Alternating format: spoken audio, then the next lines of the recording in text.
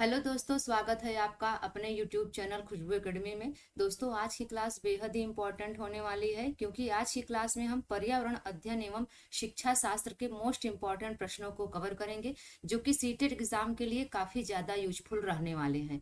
आप वीडियो को पूरा देखिए। अगर वीडियो आपको अच्छी लगे तो लाइक शेयर करके चैनल को जरूर सब्सक्राइब कर लीजिएगा और साथ ही नोटिफिकेशन के लिए बेल आइकन प्रेस कर लीजिएगा। तो आइए दोस्तों, शुरू करते हैं आज की क्लास।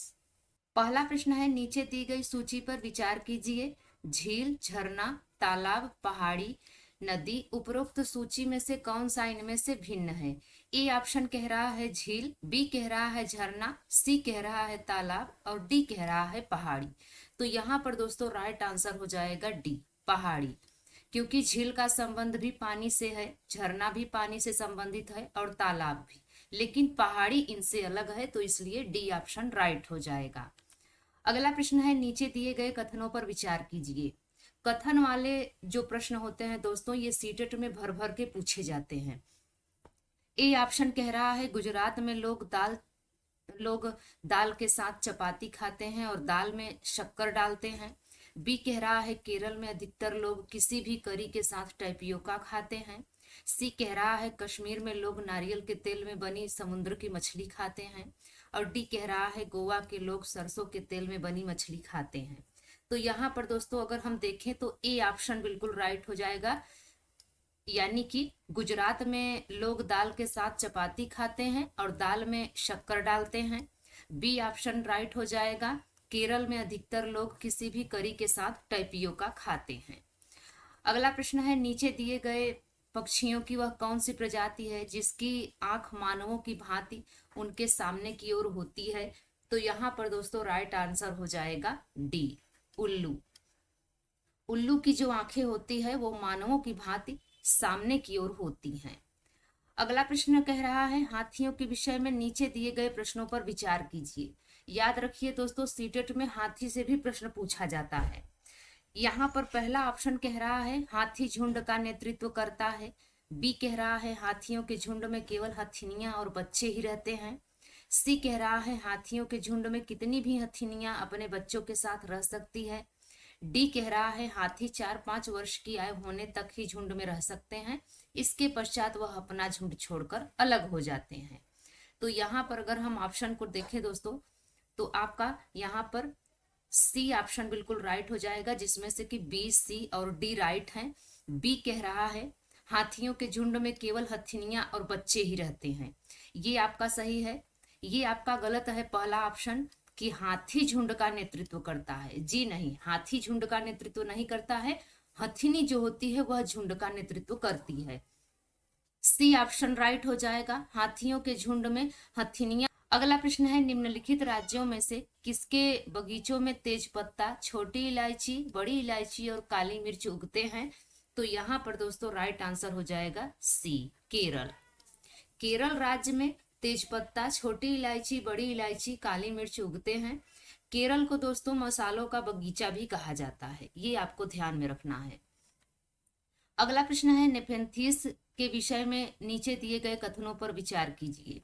सीटेट एग्जाम का ये महत्वपूर्ण प्रश्न है, पसंदीदा प्रश्न है, नेफेंथिस से जरूर प्रश्न पूछा जाता है।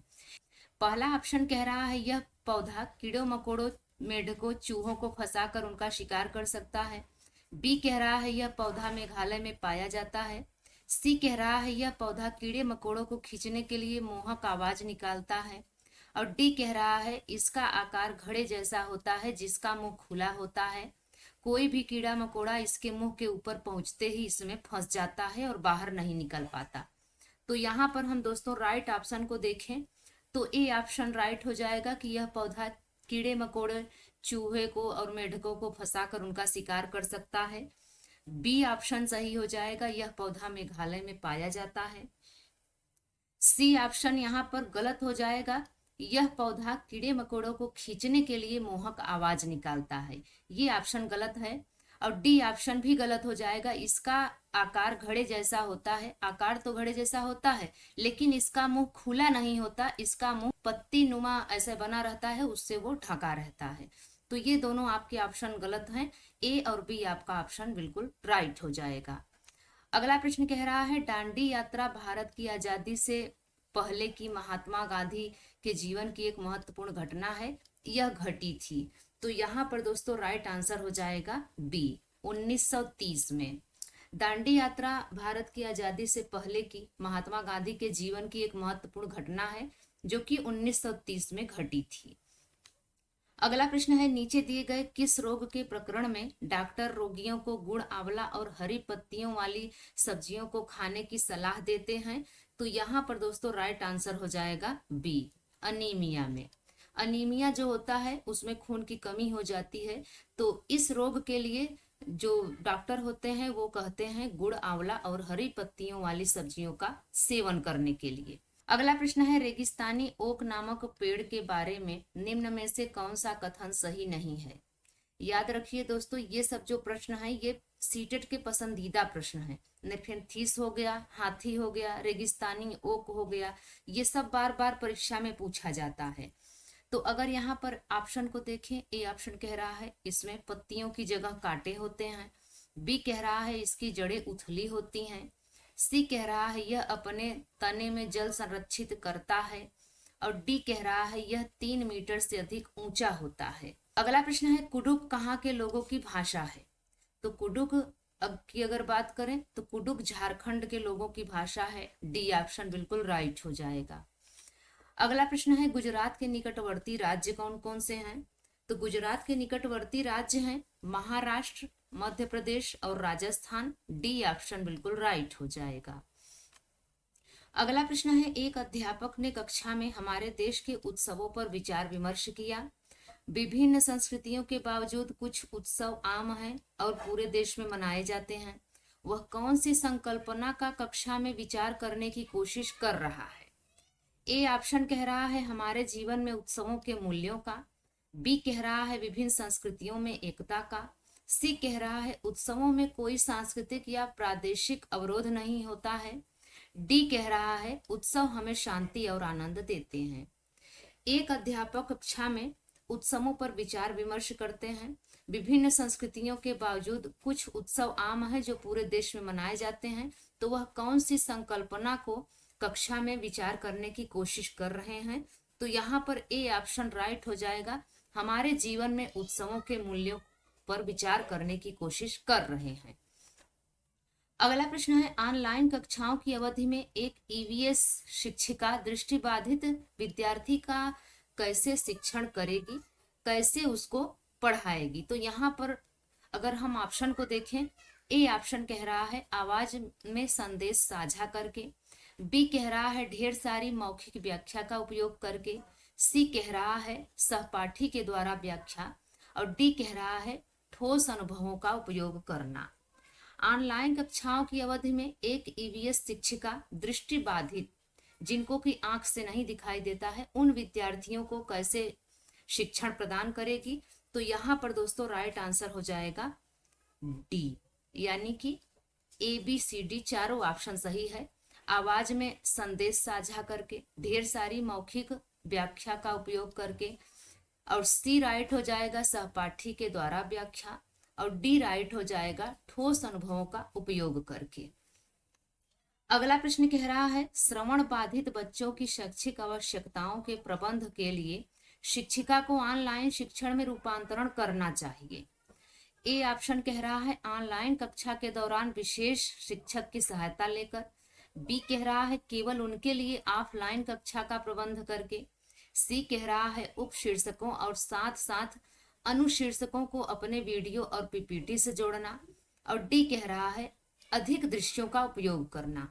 तो यहाँ पर दोस्तों राइट आंसर हो जाएगा सी, यानी कि सी और डी आपका राइट आंसर हो जाएगा।